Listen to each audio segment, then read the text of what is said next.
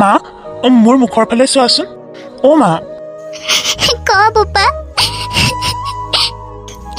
তোক জন্ম দিয়ে মই বৰ ভুল কৰিলো মা তুমি কিয় তেনেকৈ কৈছা কাৰণ সৰুৰে পৰাই তই কিমান কষ্টত ডাঙৰ হ'ব লগা হৈছে তোৰ লগৰ সকলোবিলাকে কিমান আৰামত আছে যি কৰোঁ বুলি কয় তাকেই কৰিবলৈ পাৰে আনকি চহৰত পঢ়িবলৈও গৈছে কিন্তু তই ইমান ধুনীয়াকৈ পাছ কৰাৰ পাছতো এখন ভাল কলেজত এডমিশ্যন ল'ব নোৱাৰিলি তথাপি তই বহুত কষ্ট কৰি বিএ পাছো কৰিলি কিন্তু তই আজি বেলেগত কাম কৰিবলৈ যাবলৈ ওলাইছ আন বেকাৰ ল'ৰাৰ দৰে হ'ব দিয়া মা তুমি এইবিলাক চিন্তা কৰিব নালাগে নহয় কিয় নকৰিম কোনে জানিব তই যে ইমান পঢ়া শুনা কৰা ল'ৰা বুলি বেলেগত কাম কৰিলে বেলেগেও ভাবিব ল'ৰাটো চাগে কোনো পঢ়া শুনা নাই সেইকাৰণে কাম কৰিবলৈ আহিছে কিন্তু ঘৰৰ অভাৱৰ কাৰণেহে যে তই কাম কৰিবলৈ যাও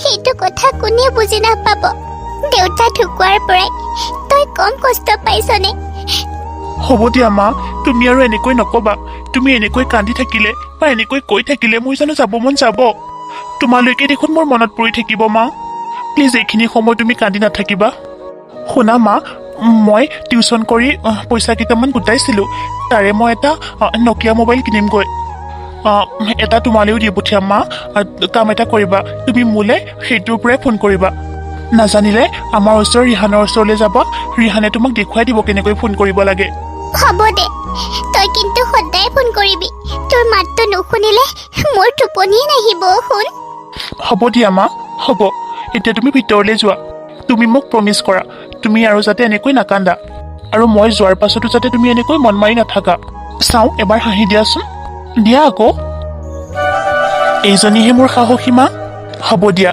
মই আহিছোঁ মা যা বাপা যা আজিলৈ এনেকৈ মোৰ পৰা দূৰত যায়ে পোৱা নাই যে সেইকাৰণেহে মনটো বেয়া লাগিছিলে হ'ব দিয়া মই সদায় ফোন কৰি থাকিম নহয় তোমাক হ'ব দে তোৰ নিচিনা সংগ্ৰাম আজিলৈকে কোনেও কৰা নাই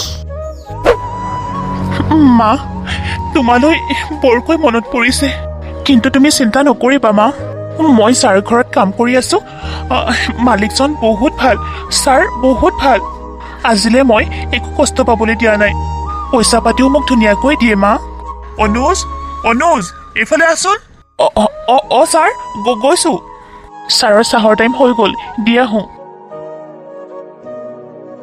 ক'ত আছ এইফালে আছোন অঁ ছাৰ চৰি দেই চাহখিনি অনাত দেৰি হ'ল নাই দে একো নাই ৰাতিপুৱাৰ পৰা খোৱাই আছ দেখোন তই ছাৰ চাহখিনি আগতে খাই লওকচোন হয় ছাৰ কওকচোন এতিয়া কি কথা তোৰ লগত বহুত ডাঙৰ কথা এটা আছিলে অনুজ ডাঙৰ কথা হয় ছাৰ কওকচোন আগতে অনুজ তোক মই হাতযোৰ কৰিছোঁ তোৰ পৰা মই আজিলৈকে একোৱেই বিচৰা নাই কিন্তু আজি এটা বস্তু বিচাৰিম বুলি ভাবিছোঁ তই দিব পাৰিবি জানো ছাৰ কিয়নো তেনেকৈ কৈছে দিব পৰা বস্তু হ'লে মই জানো আপোনাক নিদিম নোৱাৰিলে চেষ্টা কৰি হ'লেও দিবলৈ চেষ্টা কৰিম আপুনি হাতযোৰ নকৰিব খালি আপুনি কওক আপুনি মোৰ পৰা কি বিচাৰিছে এইজন হৈছে প্ৰশান্ত চৌধুৰী ঘৰতে অনুজে কাম কৰে আচলতে অনুজ এজন ভিতৰুৱা গাঁৱৰ ল'ৰা আছিল সি গ্ৰেজুৱেট আছিল কিন্তু টকাৰ কাৰণে সি গুৱাহাটীলৈ গৈ লোকৰ ঘৰত কাম কৰিব লগা হৈছিল তাৰ কোৱালিফিকেশ্যনৰ কথা প্ৰশান্ত চৌধুৰীয়ে জানিছিল সি যে অভাৱত পৰিহে কাম কৰিব লগা হৈছিল বুলি হয় ছাৰ কওকচোন মই তোমাক হাতযোৰ কৰি কৈছোঁ অনুজ মোৰ ছোৱালীজনীৰ ভৱিষ্যতৰ কাৰণে কৈছোঁ মানে তাইৰ ভৱিষ্যতৰ কথা চিন্তা কৰিহে তোমাক মই এইখিনি কথা ক'বলৈ ওলাইছোঁ অনুজ আমাৰ নিহামাজনীক তই বিয়া কৰাই ল এয়া কি কথা কৈছে ছাৰ মই আপোনাৰ চাকৰ মই এইখন ঘৰত কাম কৰোঁ ছাৰ কেনেকৈ কৈছে এইবিলাক কথা আপুনি ছাৰ মই জানো আপোনাৰ যোগ্য বা আপোনাৰ ছোৱালীৰ জানো যোগ্য এই আধুনিক সমাজখনৰ এই নিকৃষ্ট মানসিকতা আৰু বিচাৰধাৰাৰ পৰা যদি মই মোৰ ছোৱালীজনীক বচাব বিচাৰোঁ তেন্তে মই এজন শুদ্ধ অন্তৰৰ সৎ মানুহৰ সৈতে মোৰ একমাত্ৰ ছোৱালী নিহাশ্ৰীক কটাব লাগিব চহৰৰ বতাহ এনেকৈ লাগিছে তাইৰ গাত তাই বহুত বেয়া হৈ গৈছে অনুজ এই বেয়া বতাহজাকৰ পৰা তই মোৰ ছোৱালীজনীক বচাবিনে অনুজ? এই বেয়া বতাহজাকৰ পৰা তই মোৰ মাজনীক বচাবিনে? আৰু মোৰ দৃষ্টিত সেই শুদ্ধ অন্তৰৰ সৎ মানুহজন তই অনুজ। ছাৰ, পাপা তুমি ইয়াক কি কৈ আছা? মই যি কৈ আছো সঁচাই কৈ আছো। আজি বহুত দিনে মই তোমাৰ লতি লক্ষণবিলাক চাই আছো। তুমি বহুত বেয়া হৈ গৈছা মাজনী। পাপা চোৱা, অনুজ আমাৰ ঘৰৰ কাম কৰা ল'ৰা। মই কাম কৰা ল'ৰাটোলৈ বিয়া হ'ম। মই তোমাৰ একমাত্ৰ কন্যা আৰু তোমাৰ একমাত্ৰ ছোৱালীজনীক তোমালোকৰ ঘৰত কাম কৰা ল'ৰাটোলৈ বিয়া দিবা? পাপা তুমি মোৰ লগত কিয় এনেকুৱা কৰিছা? প্লিজ পাপা মোৰ কথা শুনা। এতিয়া বিয়া দিয়াৰ কথা কিয় চিন্তা কৰিছানো? গোটেই লাইফটো বাকী আছে, অকণমান এনজয় কৰি লওঁ। নালাগে, হ'ল আৰু বহুত এনজয় কৰিলা। আজিকালি তুমি ড্ৰিংকছো কৰিবলৈ লৈছা আৰু তোমাৰ বন্ধু বান্ধৱী কেইজনী দেখিছো নহয়, মদ খাই গোটেই কেইজনী টং হৈ থাকে। নালাগে নালাগে, তুমি আৰু লাইফ এনজয় কৰিব নালাগে মাজনী। এনেকৈ তুমি এনজয় কৰি থাকিলে তোমাৰ সকলোবিলাক শেষ হৈ যাব। সেইকাৰণে মই তোমাৰ বিয়াৰ কথা চিন্তা কৰিছোঁ। পাপা প্লিজ এনেকুৱা নকৰিবা মোৰ লগত, প্লিজ নকৰিবা। মই অনুজৰ লগত বিয়া হ'বলৈ নোখোজো। সি ক'ত আৰু মই ক'ত? মানুহে দেখিলে কি ক'ব? ক'ব সিহঁতৰ ঘৰত কাম কৰা ল'ৰাটোলৈকে তাইক বিয়া দিলে। মোৰ মানে সন্মান বুলি কোৱা বস্তু নাই নেকি পাপা? আৰু তুমি কি ভাবি এইবিলাক চিন্তা কৰিছা তুমিহে জানা। অ' পাপা প্লিজ বাদ দিয়া নাই এইবিলাক। প্লিজ মোক অনুজৰ লগত বিয়া দিয়াৰ কথা চিন্তা নকৰিবা papa. Please please papa. No' মই যি কথা ক'লো মোৰ শেষ কথা। তোমাৰ বিয়া অনুজৰ লগতেই হ'ব।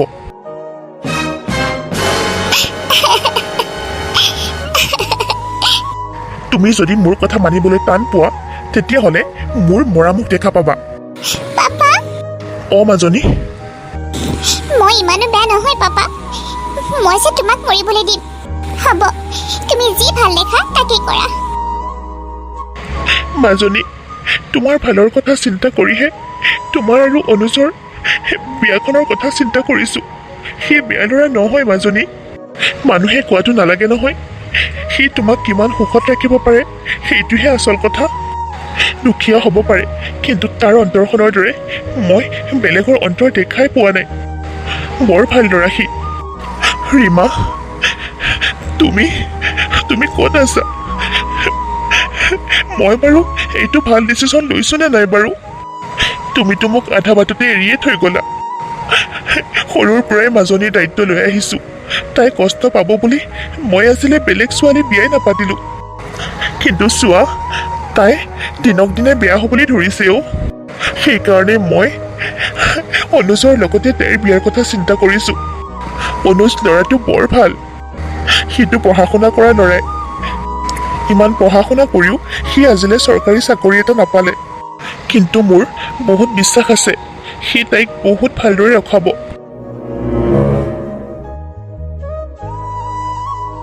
অনুজ, তই একো চিন্তা নকৰিবি। তোৰ মাৰ ঢুকাল বুলি তই চিন্তা কৰি থাকিব নালাগে। মই আছো নহয়, মোক তই নিজৰ সদায় দেউতা বুলি ভাবিবি। আজিৰ পৰা গণেশগুৰিত থকা ফ্লেটটো তহঁতক দিছোঁ। অনুজ যদিও সিহঁতৰ ঘৰত কাম কৰা ল'ৰা, সি বহুত ভাল ল'ৰা। কিন্তু নিহাই বা কি বুলি ভাবে? হ'ব দিয়া পাপা, আমি আহিছোঁ। যা মাজনী, চিন্তা নকৰিবি। মই তহঁতৰ লগত সদায় আছোঁ। কিবা প্ৰব্লেম হ'লে লগতে মোক ফোন কৰিবি। হ'ব দিয়া, প্ৰব্লেম হ'বলৈ বাকী আছেনে আৰু? বিয়াৰ পাছদিনাখনেই নিহাই তাইৰ আচল ৰূপটো দেখুৱাই দিলে। অনুজৰ কাৰণে নিহা বিষৰ দৰে হৈ পৰিল।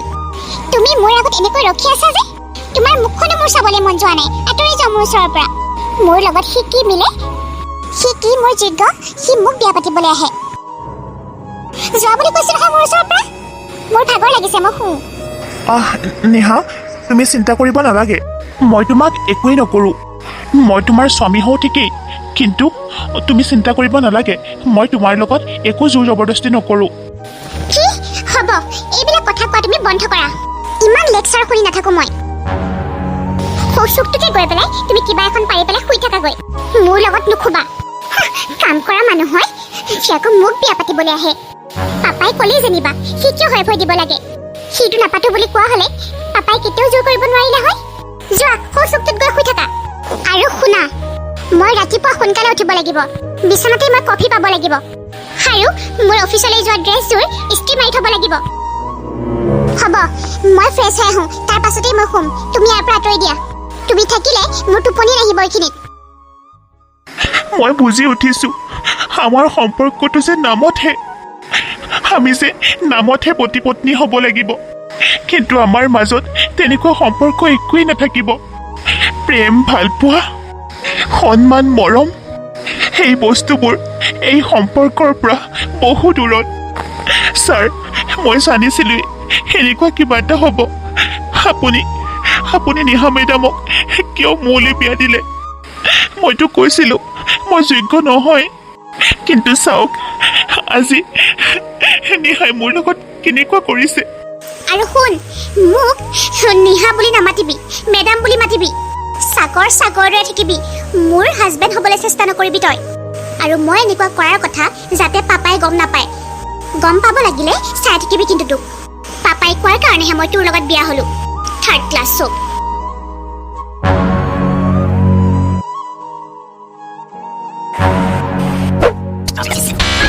কোনে ফোন কৰিলে আকৌ? হেল্ল', নিহা মাজনী নে? হয় খুৰা। তোমাৰ পাপা প্ৰেছাৰ ষ্ট্ৰক হৈ ঢুকালে।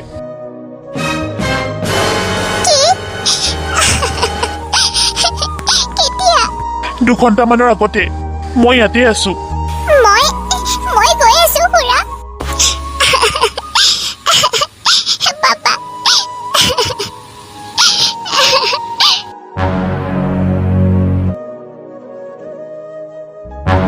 কি ক'বা আৰু পেহী? নাজানো পাপাই কি পালে। সি আমাৰ ঘৰত কাম কৰা বুলি জানিও তালৈকে মোক বিয়া দিলে। তই কি ল'ৰা নাপালি হয় কচোন? ইমান ধুনীয়া ল'ৰা পালিহেঁতেন। দাদাইনো তালৈকেহে তোক বিয়া দিবলৈ পালেনে? তই ক'ত আৰু সি ক'ত? হয় দিয়া নিহা, কি যে ল'ৰা পালা নহয় তুমি। কোননো বাপেকে এনেকুৱা কাম কৰে? নিজৰ ঘৰত কাম কৰা ল'ৰাটোলৈকে বিয়া দিয়ে নে নিজৰ ছোৱালীজনীক? তাতে একমাত্ৰ ছোৱালী। দেউতাক ঢুকোৱাৰ পাছত নিহাৰ কাৰণে অনুজ যেন বোজাৰ দৰে হৈ পৰিছিল। তাই দিনৰ দিনটো অনুজক ঠাট্টা মস্কৰাই কৰি থাকে। কিয় মাতিছিলা? ইছৰাম, আমাৰ নিহা মাজনী ক'ত আৰু তেখেত ক'ত? পেহী আহিছে, তই দেখিছনে নাই হা? আৰু মোৰ বান্ধৱীও আহিছে। যা গৈ পেলাই চাহ বনাগৈ। আকৌ তোক ক'ব লাগে নেকি মই? ধুনীয়াকৈ ভাত চাতকেইটাও বনাই দিবি। ফ্ৰিজতে চিকেন আছে। হ'ব বাৰু।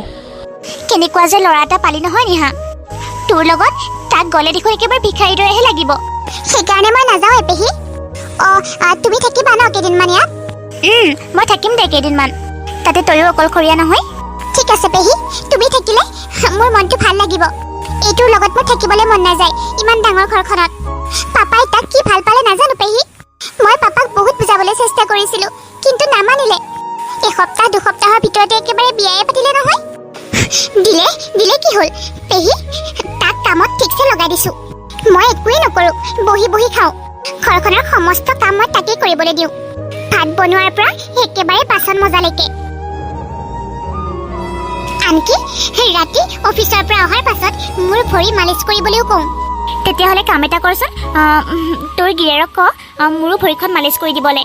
মোৰো ভৰিখন বৰকে বিষাই আছে। হ'ব পেহী, তুমি চিন্তা কৰিব নালাগে, দিব দিয়া। এইটো ক'ত গ'ল জানো? অনুজ। হয় পেহী। তোক তেতিয়াৰ পৰা মাতি আছিলো, কি কৰি আছিলি? মই ভাত বনাই আছিলো পেহী। ইমান টাইম লাগে নেকি তোৰ হা? ৰাতিপুৱাৰ পৰা কৈ থকা নাই মোৰ যে ভৰিখন বিষাই আছে বুলি? মালিচ কৰি দে। বিপাশা? ৰন্দা আহিলে, বহকচোন। এইটো জানো তোমাৰ নিজৰে জোঁৱাই নহয়? মানে নিহাৰ গিৰিয়েক নহয় জানো? হয়। নিজৰ জোঁৱাই হৈ পেলাই চাকৰৰ কাম কিয় কৰোৱাইছে আকৌ? জোঁৱাই ভাগ্যৱান মানুহেহে পায়। ই জানো আমাৰ জোঁৱাই? ইয়াক ভাল ওলমাই থৈ গ'ল। না তাৰ কিবা উপাৰ্জন আছে, না ভালদৰে কাম কৰিব পাৰে। কাম বন নাই, দিনৰ দিনটো বহি বহি খাইছে। লোকে কষ্ট কৰিব, সি বহি বহি খাব। পেহীয়েকৰ মুখৰ পৰা ওলোৱা সেই বিষৰ দৰে শব্দবিলাক শুনি তাৰ বহুত বেয়া লাগিছিল। পেহীয়েকৰ কথাখিনিয়ে তাৰ অন্তৰত হুলে বিন্ধা দি বিন্ধিছিল। কিন্তু তাৰ দুখৰ কথা কাক ক'ব? কোনে শুনিব? কাৰণ কথা শুনাৰ যেন তাৰ অভ্যাসলৈ পৰিণত হৈছিল। কি ভাবি আছ? নাহ কিয়? মোৰ ভৰিখন মালিচ কৰি দেহি। আৰু শুন, আৰু কোনোবা মানুহ আহিলে মোক পেহী পেহী বুলি কৈ নাথাকিবি।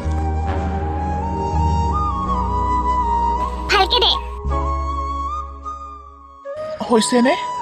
অঁ তাৰ পাছত মোৰ কাপোৰখিনি ধুই দিবিগৈ, বহুত লেতেৰা হৈ আছে। হ'ব পেহী। পেহী নিহা যেতিয়া তাইৰ কোঠাৰ পৰা ব্লেক চাৰ্ট আৰু জিন্স পিন্ধি ওলাই আহিছিল, তাইৰ ৰূপ দেখি অনুজে থৰ লাগি চাই আছিল। তাৰ পাছত নিহাই এটা মিচিকে হাঁহি মাৰিলে। পেহী মই যাওঁ দিয়া। ইমান ধুনীয়া হাঁহিটো, এই হাঁহিটো যদি কেনেবাকে মোৰ কাৰণে হোৱা হ'লে। অনুজ অনুজ নিহা, মোৰ ড্ৰাইভাৰটোৰ গাটো ঠিক নহয়, গাটো বোলে তাৰ বেয়া লাগিছে, গতিকে তুমি ওলোৱা মোৰ লগত, গাড়ী লৈ ওলোৱা। মোক অফিচত থৈ আহিব লাগিব, আৰু টেবুলৰ ওপৰতে মোৰ ফাইলখিনি আছে, সেইখিনি লৈ আহাগৈ। কি হ'ল মুখৰ ফালে চাই আছা যে? যোৱা সোনকালে, মোৰ দেৰি হৈছে এনেও। হয় হয় ঠিক আছে। নিহা তুমি তাক লৈ যাবা? পেহী মই কি কৰিব লাগে জানো নহয়। ঠিক আছে দিয়া, মই যাওঁ। যোৱা। আৰু মোৰ অহা অলপ পলম হ'ব, তুমি কিবা এটা খাই ল'বা। ঠিক আছে দিয়া। মই ওলাই আহোঁ আৰু ফাইলকেইটাও লৈ আহোঁ। দেৰি হ'ব আকৌ, সোনকালে যোৱা। নাই নাই, মই চাৰ্টটো পিন্ধি ল'লেই হ'ল।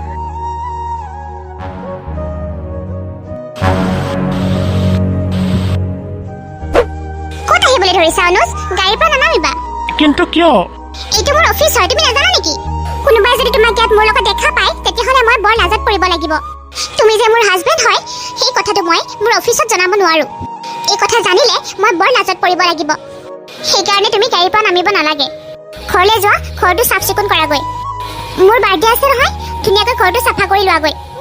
বাৰ্থডে? মোৰ বাৰ্থডে। বহুত মানুহ আহিব, আৰু মোৰ লগৰ আৰু মোৰ ষ্টাফৰ মানুহ বহুতবিলাক যাব। গতিকে যোৱা, ডেকৰেশ্যন ধুনীয়াকৈ কৰাগৈ। পত্নীৰ মুখেৰে এইখিনি কথা শুনি অনুজে বৰ দুখ পালে, কিন্তু তথাপিও তাৰ মুখত যেন এটা মিচিকে হাঁহি আছিল, কাৰণ পত্নীৰ জন্মদিনৰ কথা শুনি সি মনতে বহুত ভাল পাইছিল। যোৱা ইয়াৰ পৰা।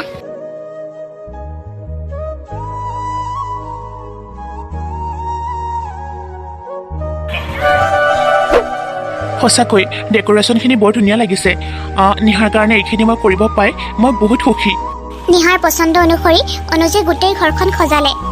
দিন ৰাতি কষ্ট কৰি সৰু সুৰা কামৰ পৰা একেবাৰে ডাঙৰ ডাঙৰ কামলৈকে গোটেই কামবিলাক অনুজে নিজ হাতেৰে কৰিছিল, কাৰণ নিজৰ পত্নীৰ জন্মদিন আছিল। আৰু এইজন হৈছে বিখ্যাত বিজনেছমেন আমাৰ শৰ্মা। নিহা আছেনে? হয় আহকচোন, ভিতৰলৈ যাওকচোন, তাতেই পাব। It's okay. আজি চাগে তাই বহুত ভাল পাব, কাৰণ তাইৰ মতে সকলোবিলাক হৈছে যে। মই মানুহে কি খাইছে কি খোৱা নাই চাই আহোঁ, নহ'লে আকৌ বেয়া পাই যাব লাগিলে তাই আকৌ মুখখন উফন্দিবই।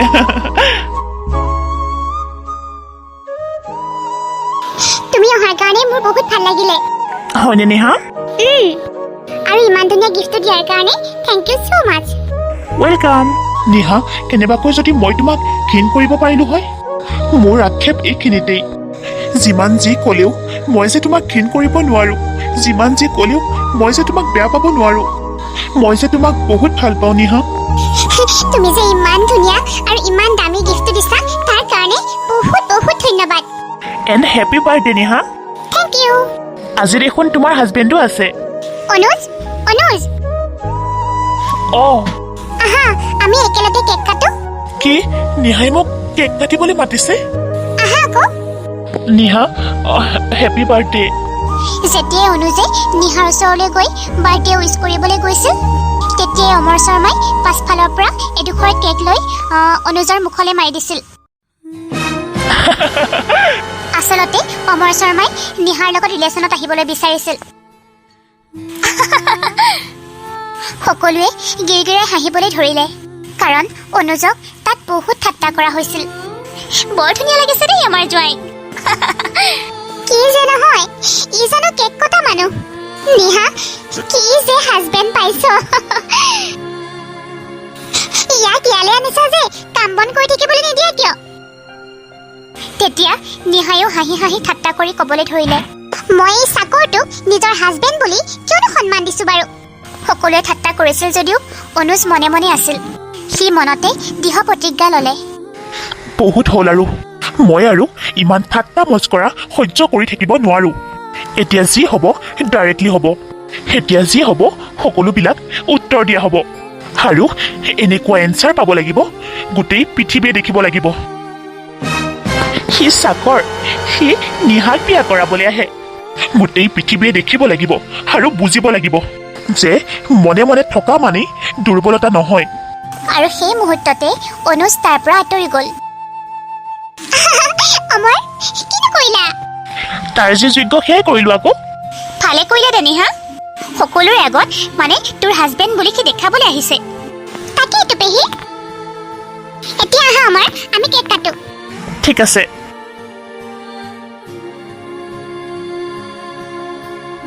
অনুজ, ই আকৌ আহিলে দেখোন। পাৰ্টিৰ মাজত ইমানখিনি ঠাট্টা কৰাৰ পাছত ই আকৌ ইয়ালৈ কিয় আহিছে? সাধাৰণ এটা চাকৰ। মই হ'লো বিখ্যাত বিজনেছমেন অমৰ শৰ্মা, গতিকে নিহাই তোক নহয় মোকহে চইচ কৰিব। একেবাৰে মুখত হাঁহি মাৰি আহিছে যে, কি হৈছে মানে?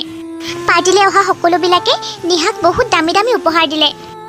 মোৰ গিফ্টটো কেনেকুৱা লাগিছে আকৌ এবাৰ কৈ দিয়া। বহুত ধুনীয়া লাগিছে। ডায়মণ্ড নেকলেছ দিছা তুমি মোক, বেলেগে দিব পাৰিছে নেকি? কেৱল তোমাৰ বাবে। মোৰ কাৰণে এয়া বিউটিফুল গাৰ্ল নিহাৰ কাৰণে।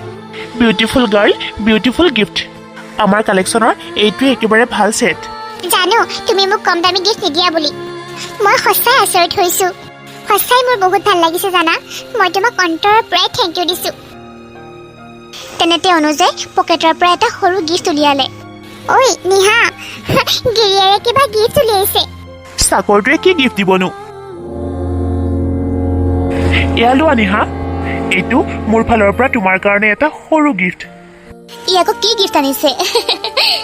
কিন্তু মই জানো নিহা, মই দিয়া গিফ্টটো তোমাৰ কেতিয়াও পচন্দ নহয়। তথাপিও মই তোমাক তোমাৰ জন্মদিন বুলি এই সৰু উপহাৰটো দিছোঁ। তুমি মোৰ বাবে কেনেকুৱা গিফ্ট আনিছা মই জানো নহয়। 50 টকীয়া এটা গিফ্ট আনি মোৰ আগত ৰাখিবলৈ আহিছে। মোক ইনচাল্ট কৰিবলৈ আহিছে সকলোৰে আগত। নিহা, কোৱা। কিয় তেনেকৈ কৈছা? মই চাব বিচাৰিছোঁ ইনো তোমাৰ বাবে কি গিফ্ট আনিছে। তোমাৰ এই ভিখাৰী হাজবেণ্ডটোৱে তোমাক কেইটকাৰনো গিফ্ট দিছে ময়ো চাবলৈ বিচাৰোঁ। ঠিক আছে অনুজ, তুমিনো কি গিফ্ট দিছা মই চাবলৈ বিচাৰোঁ। আৰু এটা কথা শুনা, এইটোৱেই তোমাৰ মোক দিয়া অন্তিম গিফ্ট হ'ব, কাৰণ ইয়াৰ পাছত মই তোমাক ডিভোৰ্চ দিম। আৰু মই তোমাক কোৱাহে নাই, মই অলৰেডি ডিভোৰ্চৰ পেপাৰো ৰেডি কৰি থৈছোঁ। আজি মই তোমাক ক্লিয়াৰলি সকলোবিলাক কথা কৈ দিলোঁ। ইয়াৰ পাছতেই মই তোমাক ডিভোৰ্চ দি পেলাই অমৰৰ লগত বিয়াত বহিম। ৱাও, অমৰে বিয়া পাতিব, সেইকাৰণেতো ভাবিছোঁ ডায়মণ্ড নেকলেছ আনিছে। এতিয়া গিফ্টটো দিয়া, কি চাওঁ। যেতিয়া নিহাই গিফ্টটো খুলি চালে, খুলি চোৱাৰ পাছতেই তাইৰ চকু কপালত উঠিল। নিহাৰ হাতখন যেন কঁপিবলৈ ধৰিলে।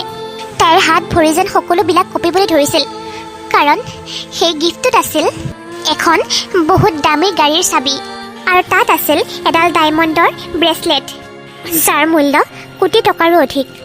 ইমান দামী গাড়ীৰ চাবি আৰু ইমান দামী এডাল ব্ৰেচলেট। অনুজ, তই এইবিলাক ক'ৰ পৰা চুৰ কৰি আনিলি? ক'ৰ পৰা চুৰ কৰি আনি নিহাক দিলিহি?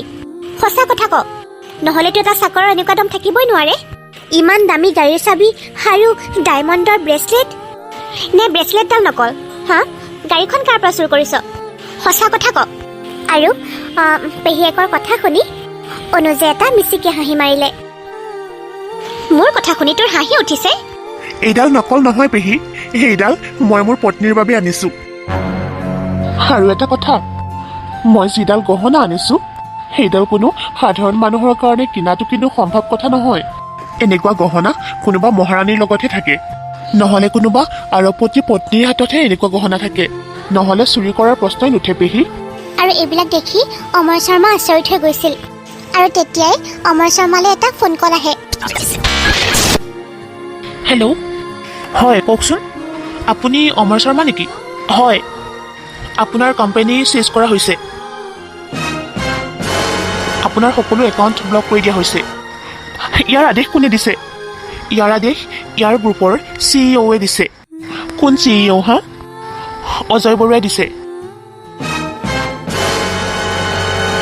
তাত যেন এটা হুলস্থুলীয়া পৰিৱেশৰ সৃষ্টি হ'ল, আৰু সকলোৰে দৃষ্টি অনুজৰ ওপৰত পৰিল।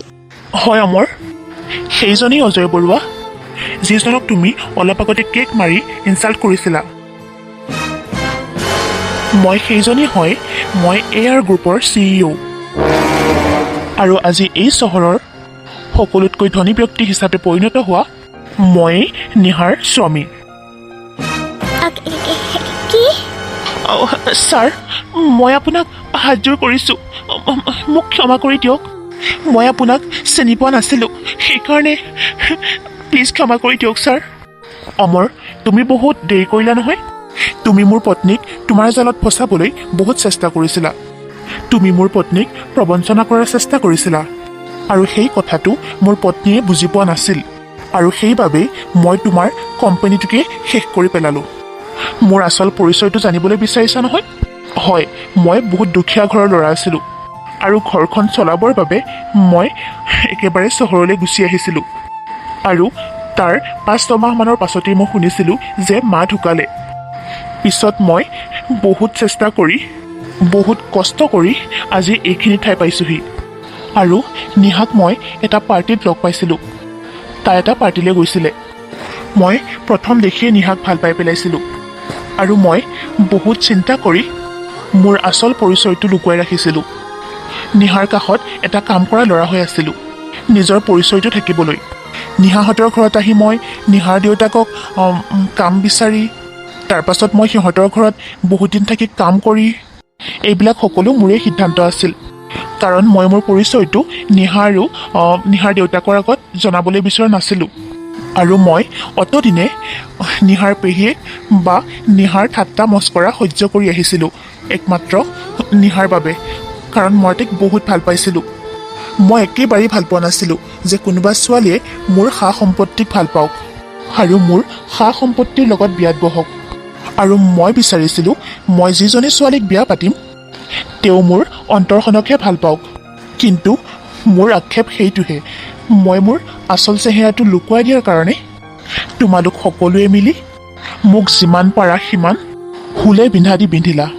আৰু মই অনুজ নহয়, অজয় বৰুৱা। এই কথাবোৰ শুনি নিহাৰ চকু চলচলীয়া হৈ গৈছিল। আজি মই সকলোবিলাক কথা খুলি কোৱাৰ কাৰণেহে মোৰ মনটো পাতল পাতল লাগিছে, কাৰণ মই বহুত সহ্য কৰিলোঁ, নোৱাৰিছোঁ আৰু। অনুজ, চৰি, অনুজ নহয়, অজয়। শুনা, যিখিনি কৰিলোঁ সকলো মোৰেই ভুল, আৰু মই তোমাক বহুত তিৰস্কাৰ কৰিলোঁ। অনুজ, চৰি, অজয়, কিনো ক'ম, মোৰ মুখেদি মাতেই নোলোৱা হৈ গৈছে। তোমাক মই কিমান ঠাট্টা কৰিলোঁ, কিমান হাঁহিলোঁ, কিন্তু তাৰ পাছতো তুমি মোক সদায় সন্মানেই কৰি আহিছা। ইমান তিৰস্কাৰ কৰাৰ পাছতো মই যেতিয়া তোমাক কাষলৈ মাতোঁ, তুমি হাজাৰ কামৰ ব্যস্ততাৰ মাজতো মোৰ কাষলৈ দৌৰি গুচি আহা। কিন্তু আজি যেতিয়া মই তোমাৰ আচল পৰিচয়টো জানিলোঁ, মই মূৰ তুলি চাবলৈ সাহস গোটাব পৰা নাই। তুমি কিয় একো কোৱা নাই? মই তোমাক ইমানখিনি কথা ক'লো, তুমি কিয় মাত মতা নাই? তোমাৰ কি একো ক'বলগীয়া নাই? মইনো কি ক'ম? আচলতে তুমি ঠিক কথাই কৈছিলা নিহা, মই তোমাৰ যোগ্যই নহয়। আজি মোৰ বিশ্বাস হৈছে আচলতে মোৰ ভালপোৱাখিনিয়ে চাগে ক'ৰবাত কমি আছিলে, সেইকাৰণে চাগে যোগ্য নহয়। আজি যেতিয়া মোৰ আচল চৰিত্ৰ, আচল পৰিচয় গম পালে, তেতিয়া মই ভাবিছিলোঁ মই সেইখিনিতে ৰৈ যাওঁ নেকি, যিখিনিত তোমাৰ মোৰ ভালপোৱাখিনি মিছা যেন অনুভৱ হৈছিল। মোক কোনোবাই মই কোটিপতিৰ কাৰণে মোক ভাল পাওক, সেইটো মই একেবাৰেই বিচৰা নাছিলোঁ। মই মোৰ ধন সম্পত্তিক ভাল পোৱাটো মই বিচৰা নাছিলোঁ। মই বিচাৰিছিলোঁ তুমি সেইদিনা মোক মৰম কৰা, ভাল পোৱা, যিদিনা মই তোমাৰ কাপোৰ প্ৰেছ কৰি দিছিলোঁ, যিদিনা মই তোমাৰ অফিচৰ বাহিৰত থিয় হৈ আছিলোঁ, তেতিয়া মই তোমাৰ কাষত থকাটো বিচাৰিছিলোঁ।